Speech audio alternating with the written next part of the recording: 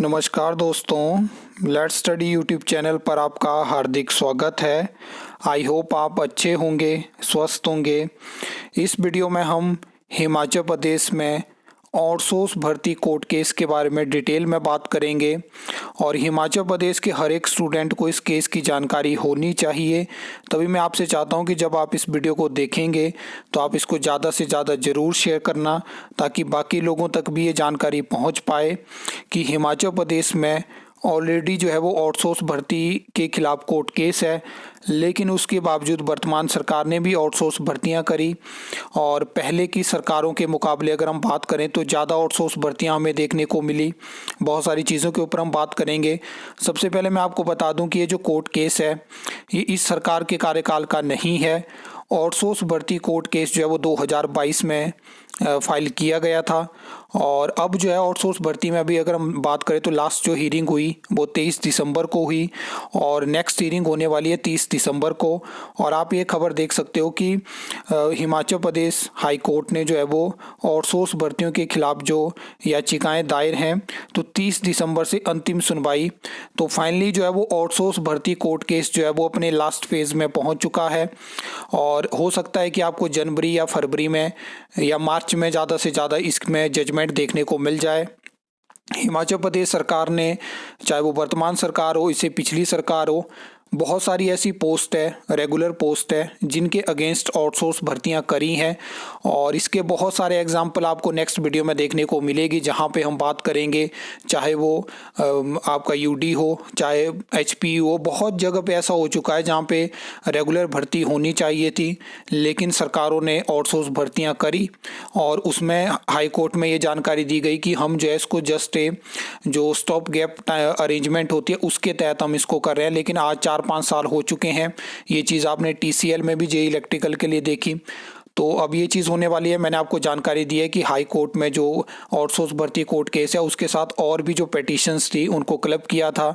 और अभी आपको याद होगा कि हिमाचल प्रदेश के सरकारी स्कूलों में जो कंप्यूटर टीचर्स थे उनके फेवर में भी हमें जजमेंट देखने को मिली थी सिंगल बेंच से, और वहाँ पे सरकार ने मना कर दिया है कि हम उनको रेगुलर नहीं कर सकते हैं। तो वो केस भी आउटसोर्स भर्ती कोर्ट केस के साथ क्लब हो चुका है, तो उसके बारे में भी हमें जजमेंट देखने को मिलेगी।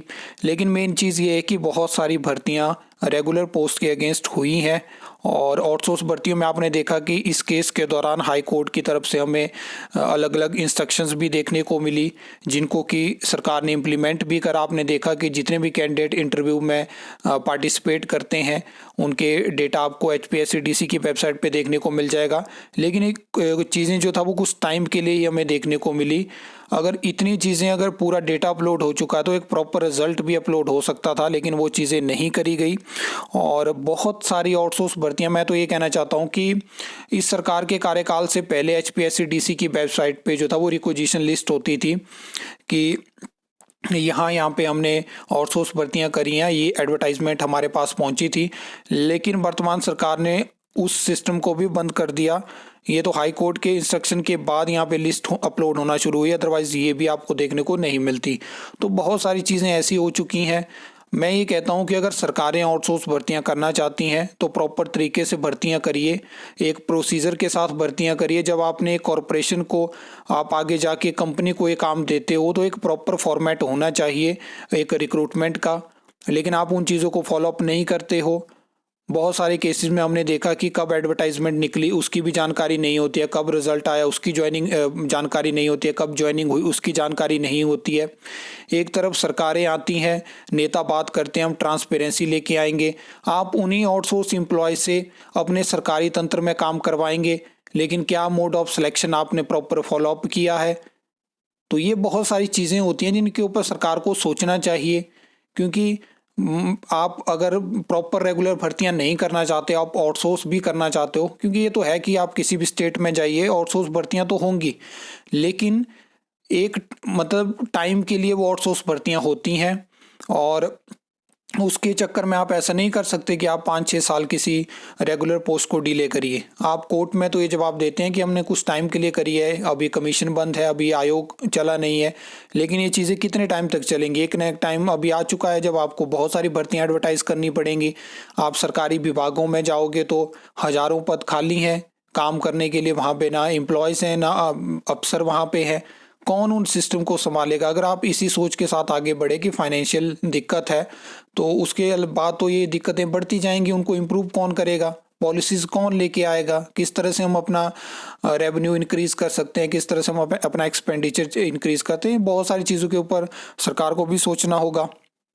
बाकी ये जानकारी मैंने आपको दे दी कि जल्दी ही आपको जनवरी या फरवरी के महीने में हो सकता है कि आपको, अभी होता है कि हाई कोर्ट में भी जो आपको पता है कि ब्रेक होती है, तो उसके अकॉर्डिंग देखना पड़ेगा किस तरह से है चीज़ें। लेकिन मुझे लगता है कि फरवरी एंड या मार्च स्टार्टिंग में आपको हाई कोर्ट ये में जो ये केस है इसमें जजमेंट आ सकती है। और हाई कोर्ट की क्या जजमेंट रहेगी आउटसोर्स भर्ती के लिए, एक बड़ा जो है वो बेंचमार्क यहाँ पे होने वाला है। और आपने देखा होगा कि लास्ट हाई कोर्ट का जो ऑर्डर था वहाँ पे भी बात करी गई थी, जो सिंगल बेंच से कुछ 2 जजमेंट पास हुई थी आउटसोर्स को रेगुलर करने के लिए, तो उनको भी स्टडी किया गया है। तो बहुत सारी चीज़ें हैं जिनकी जानकारी आपको लगातार लेट्स स्टडी पे देखने को मिलती है। तो इस वीडियो को ज़्यादा से ज़्यादा ज़रूर शेयर करना।